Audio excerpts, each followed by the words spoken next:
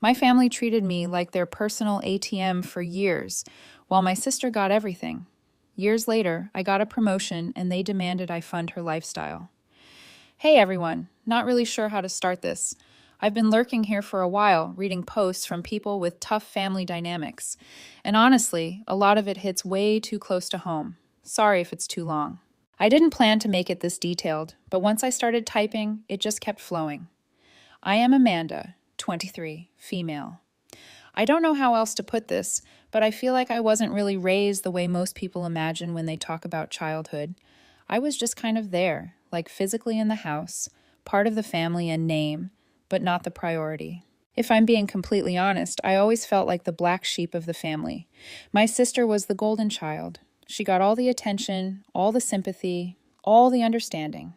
Me, I was either invisible or the one getting blamed.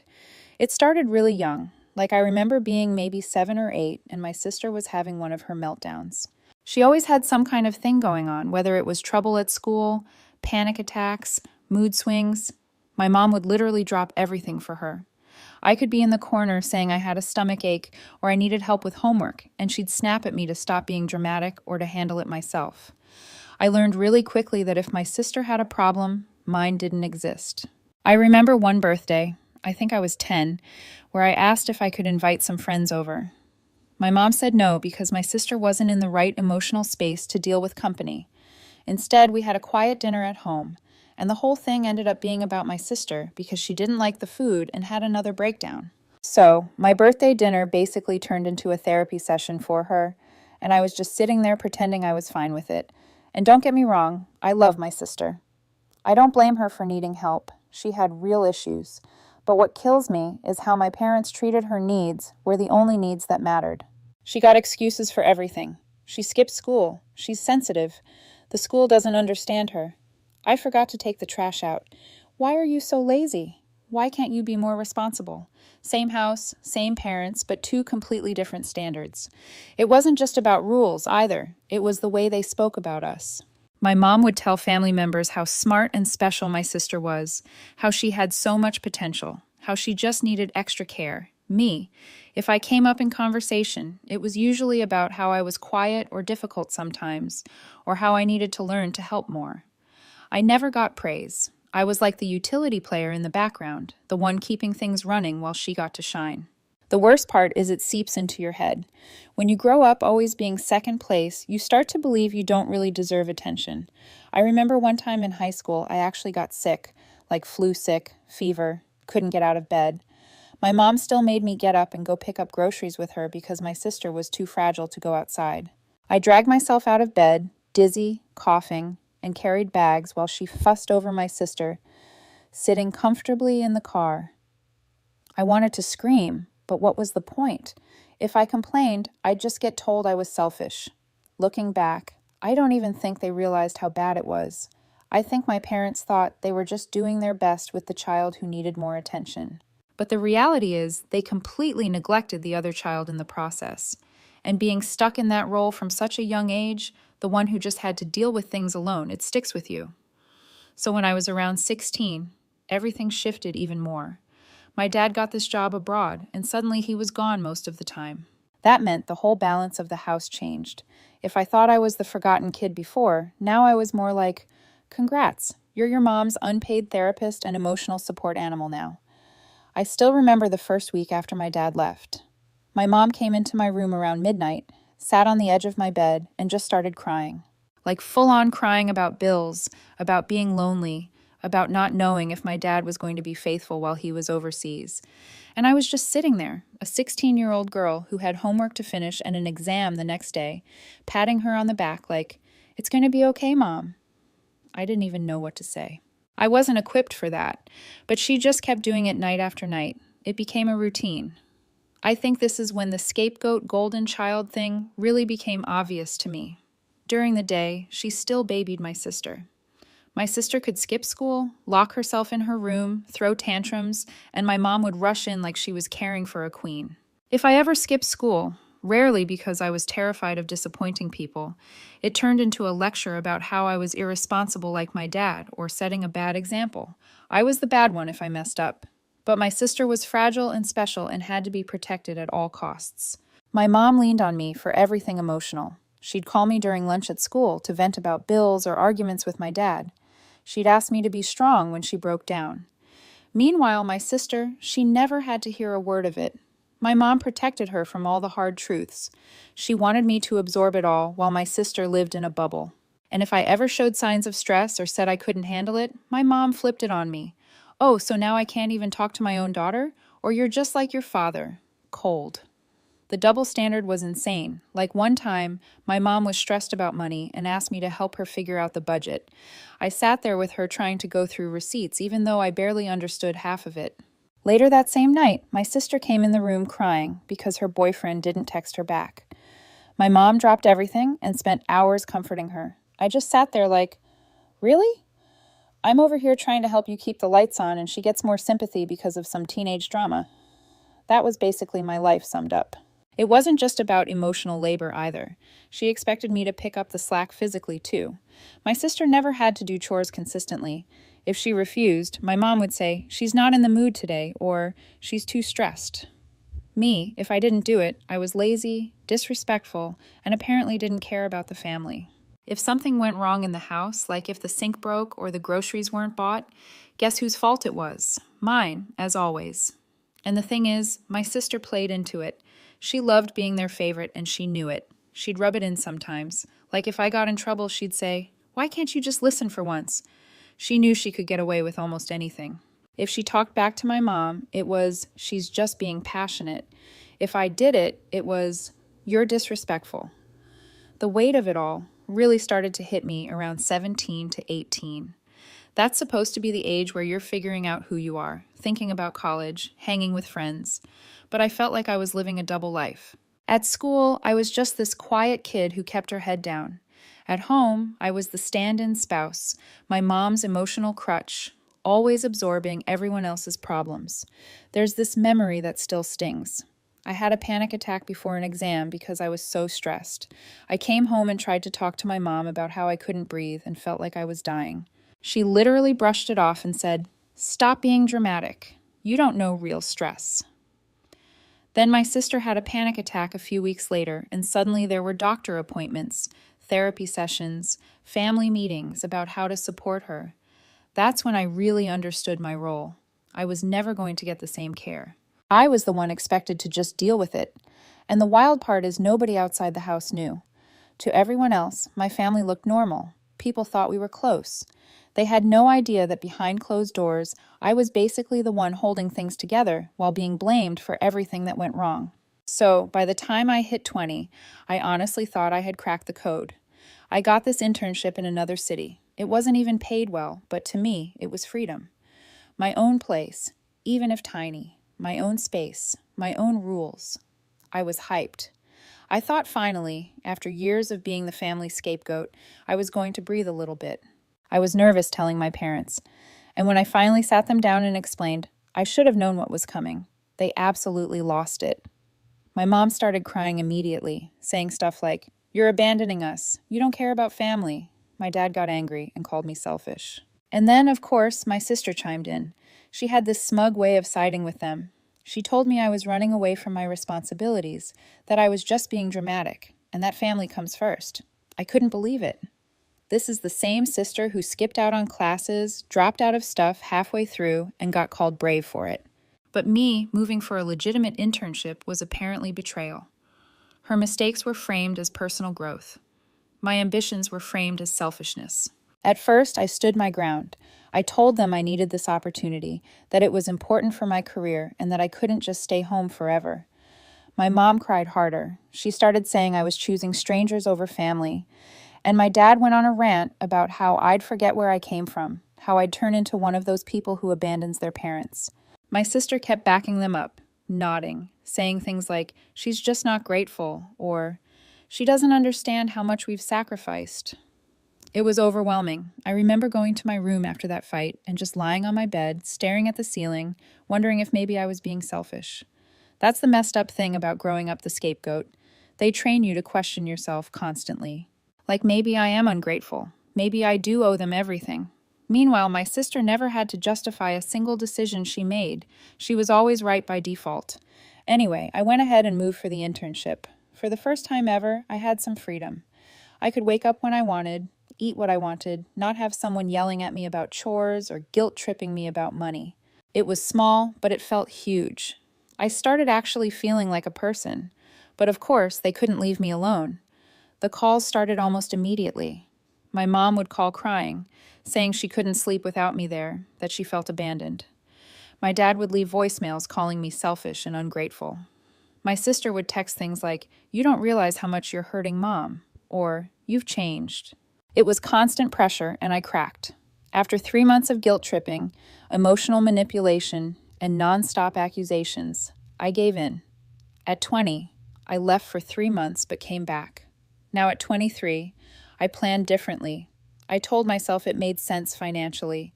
Living at home was cheaper, but deep down, I know I was manipulated back. They broke me down until I believed I had no choice. Around the same time, my sister took a break from school. She just decided she wasn't going anymore for a while. My parents praised her for being in touch with her needs and protecting her mental health. They bragged to relatives about how she was prioritizing herself. Meanwhile, when I tried to prioritize myself, I was called selfish, brainwashed, and ungrateful. I remember one conversation really sticking with me. My mom said, "Your sister needs time to figure herself out, but you need to step up. You're the strong one." At the time, I didn't even realize how manipulative that was. What she really meant was, your sister gets freedom and compassion, but you don't. You get responsibility and guilt. I was the one they could dump everything on. My sister was shielded from consequences, and honestly, moving back was one of the lowest points in my life. I felt like a failure. I felt like I had let myself down. All I wanted was to build some independence, to start carving out my own path. But instead, I ended up right back in the same house, back in the same role, forgotten when it came to care, but front and center when it came to responsibility. My sister got to explore herself. I got to pay bills, do chores, and listen to my mom's midnight breakdowns again. The irony, even after I moved back, they still treated me like I was untrustworthy. My mom would say things like, "Don't get any ideas about leaving again," or "Family is forever. You'll never leave us," like I was some runaway they had to keep on a leash. And my sister, she'd smirk and say things like, "I knew you'd come crawling back." She got to feel superior for doing nothing, while I got shamed for trying to do something with my life. That internship was my first attempt at escaping, and I failed. So, fast forward a few years, I'm 23 now. I finally got a decent job. It's not like I'm balling out or anything, but I make enough to cover myself, have some savings, and actually feel like I'm building something. And suddenly, the second I started earning more than my parents, it was like a switch flipped. I wasn't their kid anymore. I was their retirement plan, their safety net, their bailout package. My dad got laid off. And honestly, I felt bad for him at first, but instead of job hunting aggressively or figuring something out, he just kind of slumped into this, well, my daughter's working. She'll cover things mentality. My mom still has her job, but it's unstable and honestly doesn't bring in much. And then there's their debt. It's like a mountain they've been ignoring for years. And now that I'm making money, suddenly it's my responsibility to help them manage it. The way they talk about it pisses me off. It's not even, "Can you help us for a bit?" It's, "We're so lucky to have you. We know you'll take care of us." They say it like it's already decided. Like, I signed a contract at birth saying I'd fund their lives. My mom makes little comments like, "When you're older and making more, we won't have to worry." My dad jokes about how I'll make sure we're comfortable, except they're not jokes. They're dead serious. And it's not even about actual need half the time. Like, I wouldn't mind helping if they were really struggling and actually appreciated it, but they waste money constantly. My mom will complain about bills one minute, and then the next she's buying random crap we don't need. My dad will say he's broke, then spend on stuff to cheer himself up. And when I point it out, I'm the ungrateful daughter who doesn't understand how hard life is. But if my sister spends recklessly, they laugh it off like, "Oh, she's young. She deserves to enjoy herself." There's this one conversation that sums it up. My mom said, "We know your sister's not as strong as you. She needs more support, but you're reliable. You'll always be here for us." I wanted to scream, "Do you hear yourself? You're literally admitting the favoritism and still acting like it's justified. She gets freedom because she's fragile. I get chains because I'm strong. It's like being punished for being responsible. And the kicker is they've failed to plan for anything. They didn't save for retirement.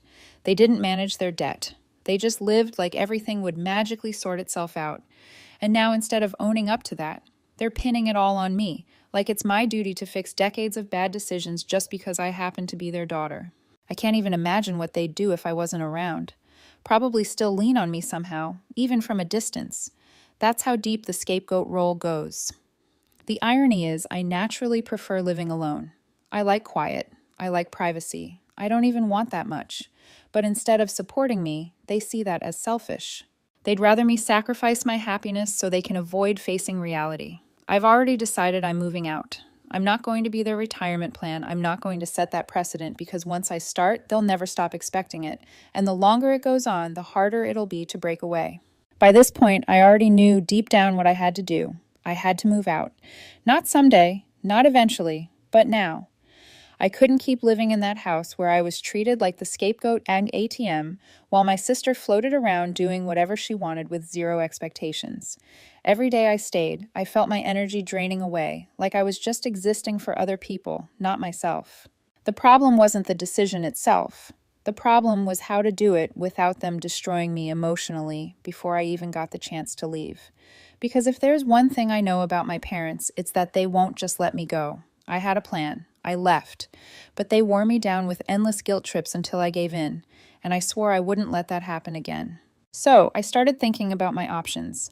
Option 1, direct confrontation. I could sit them down and tell them directly, I'm moving out. I found a place. I'll be gone in a month. Straightforward, no lies, no sneaking around. But the reality, that would mean weeks of screaming matches. My mom would cry nonstop.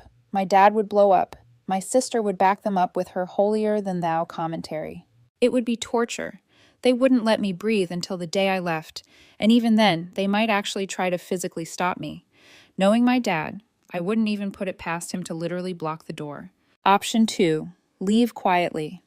This one was tempting. Just find an apartment in secret, move my stuff out little by little, buy new furniture so I wouldn't have to carry much, and then one day just not come back. Like go to work and drive to my new place instead of home, send a text, or leave a note explaining after the fact. Clean break, less drama in the moment. The downside, they'd feel betrayed, and I'd probably never hear the end of it. They'd spin it into, look how sneaky and selfish she is for the rest of my life. But honestly, would that even be worse than months of screaming in my face? Option 3, the work excuse. This one felt like the middle ground. Just say I'm moving to be closer to work, which is technically true. I drive an hour each way 3 times a week, and it would absolutely make sense to move. It wouldn't explain the real reason, their control and guilt, but at least it would make it harder for them to argue because what can they really say? No, you're not allowed to move closer to your job.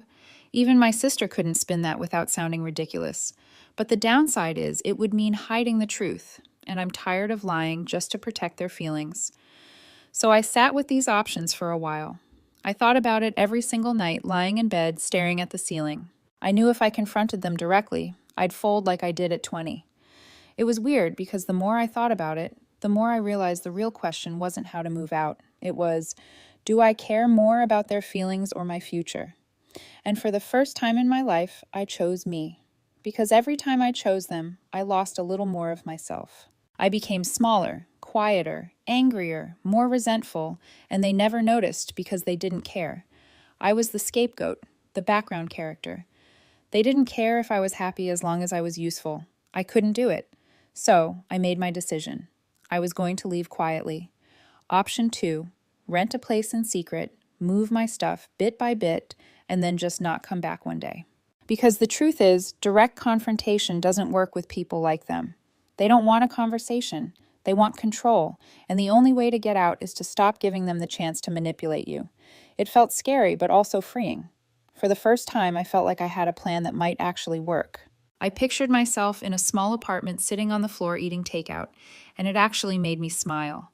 That might sound dumb, but after years of living for everyone else, the idea of just existing for me felt like paradise. So here's how it actually went down. The leaving part. the part I had been imagining in my head for months. I had been quietly preparing for weeks. I found an apartment. Nothing fancy, just a small one-bedroom, kind of old, but it was mine. I bought some cheap furniture off Craigslist and from IKEA, things I could build myself. I started moving little stuff out slowly, like clothes I didn't wear often, books, small electronics. I'd put a few things in my backpack and pretend I was heading out to work or hanging out with a friend. Bit by bit, I was draining my room without them noticing. It felt sneaky, but honestly it was the only way. If I had announced it, they would have locked me down. I even practiced what I'd do on the actual day. I'd picture myself walking out of the house like normal with my work bag, but instead of coming back at night, I'd go straight to my new place. No scene, no argument, just gone. Every time I thought about it, my heart would race. I'd get this mix of excitement and guilt, like I was doing something bad, but also something necessary. Kind of like breaking out of prison. You know the guards are going to scream, but freedom is on the other side. The morning of leaving, I woke up early. My dad was already in the living room watching TV. My mom was in the kitchen. My sister was still asleep. It felt like any other day, which was surreal because I knew it wasn't. I showered, got dressed, packed my bag carefully. This time, I stuffed more than usual into it. Laptop, chargers, a few clothes, my important documents. I ate breakfast quietly, keeping my head down so no one would notice I was acting different. My heart was pounding the whole time. When I said I was heading to work, my mom just said, "Okay," without looking up. My dad grunted. My sister was still knocked out in bed. Nobody suspected anything. I walked out the door, got in my car, and drove off like I always do, except instead of heading toward the office, I went straight to my apartment. I had the keys in my pocket, and when I unlocked that door and stepped inside, it hit me. I was out. I sat down on the floor because I didn't even have a couch yet and just breathed. I didn't realize how much tension I carried in my body until that moment. For the first time in years, I wasn't waiting for someone to call my name, yell at me, dump their problems on me. It was silent. And instead of feeling lonely, it felt like peace. Of course, the peace didn't last long. Around 5 p.m., when I didn't come home, my phone started blowing up. First, it was my mom. "Where are you? Are you okay?" Then it escalated. "Why aren't you home? Don't do this." Then my dad started calling. I didn't answer. Then my sister texted, "Wow, you're really doing this. You're so selfish." Then a long paragraph about how I was hurting mom and dad and how I only cared about myself. Classic move, backing up the parents, making me the villain while she got to stay in her comfy little bubble. Eventually, I sent one message in the family group chat. It said, "I've moved into my own place. I need independence and privacy. I'm not abandoning you, but I can't keep living at home. Please respect my decision." That was it. Simple, clear, no excuses. The responses were exactly what I expected. My mom started spamming me with crying emojis and paragraphs about how she felt betrayed.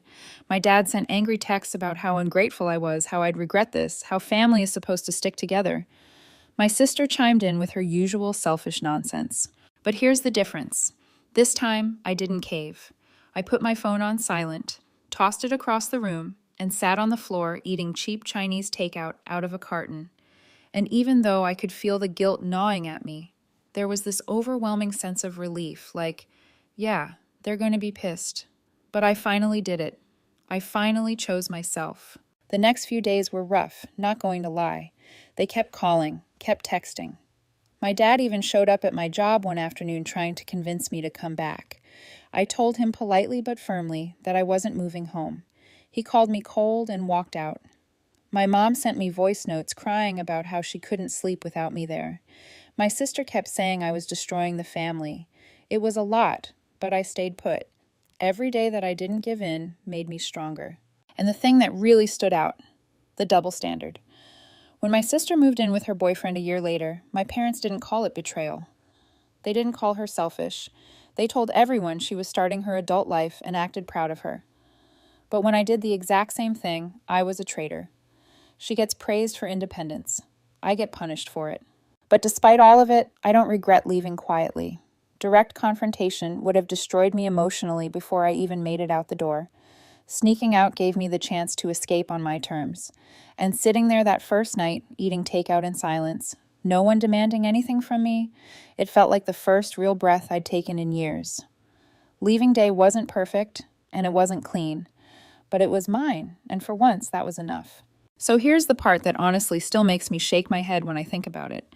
After I left, the whole house dynamic cracked. Like for years, I'd been the one holding everything together, even though they never admitted it. I was the one they could dump their problems on, the one who absorbed all the emotional weight, the one who made the money. And when I finally left, it was like they didn't know what to do. They had built their whole system around me carrying everything. And when I stopped carrying it, it collapsed. But then reality started to hit them. Bills started piling up. Debt collectors started calling more often. My dad still hadn't found steady work. My mom's job was still shaky. And the funny thing, they just assumed my sister would step in if I wasn't around. They thought, well, she loves us. She's the good one. She'll help. Except she didn't. When they asked her for money, she straight up said no. Not even a soft no, a hard no. She told them she had her own life to worry about, her own plans. She had just moved in with her boyfriend, and she said she wasn't about to ruin her future for their mistakes. And that's when I realized something wild. She had learned from watching me.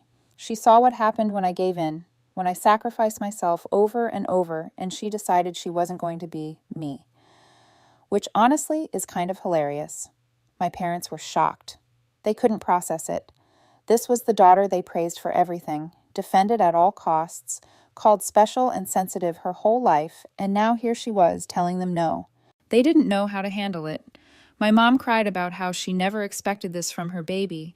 My dad ranted about how young people have no respect anymore. And my sister, she just shrugged it off and went back to her life. For years, they leaned on me, assuming I'd never leave. And when I did, they assumed she would take my place. And when she didn't, they were left with nothing. No backup plan, no safety net, just the consequences of their own choices. The best part, relatives started noticing. At first, they believed my parents' version that I abandoned them. But then they started asking questions. Why are you depending so much on your kids? They're both in their early 20s. What happened to your savings?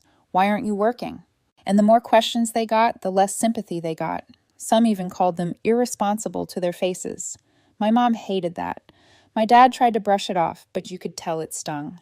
For once, people weren't blaming me. They were blaming them. And honestly, that was the karma I'd been waiting for. Because for years, every problem in the house was somehow my fault. If my sister was upset, it was because I wasn't supportive enough. If my mom was stressed, it was because I didn't help enough. If my dad was angry, it was because I wasn't grateful enough. Everything fell on me.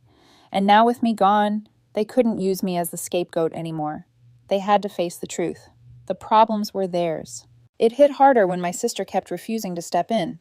They begged her multiple times, and every time she refused. She even told them point blank, "That's not my responsibility." Which is funny, because that's all I wanted to say for years, but never could. Hearing that come from her must have cut deep. And that's when the disappointment really set in. Not just at me, who they always assumed would fail them, but at her, who they thought would never let them down. The shift was brutal. They went from acting like she was this perfect angel to quietly resenting her. My mom even complained to me once, ironic, right, that she never thought my sister would be this cold. I almost laughed out loud. Cold? Really? You ignored me for years, dumped everything on me, and now you're shocked that she doesn't want to carry your mistakes either? That's karma. And the irony didn't stop there. Not long after she moved in with her boyfriend, the relationship fell apart. He dumped her. And of course, she went straight back to my parents' house. Suddenly, the golden child who always got to find herself was back under their roof. No independence, no backup plan. Watching them scramble to comfort her while realizing she wasn't the savior they imagined was its own kind of karma. The very person they put on a pedestal ended up just as dependent as they made her. And me, I was finally free, sitting in my apartment, paying my own bills, enjoying my own space, while they sat in that house realizing the system they built. I'm not going to lie, part of me felt guilty at first, like maybe I should have gone back. Maybe I should have helped. But then I remembered all the times I begged for attention and got ignored. All the times I was blamed for things that weren't my fault. All the times my sister got praise for breathing while I got criticized for not doing enough. And the guilt faded because this wasn't on me. It never was. If anything, the biggest karma of all was that they finally had to see me for what I really was. Not their villain, not their scapegoat, not their retirement plan, just their daughter. And if they wanted me in their lives, they'd have to actually respect me. So, do I owe them anything? I owe them basic respect and maybe contact on my own terms, but I don't owe them my paycheck, my independence, or a life lived only for their comfort.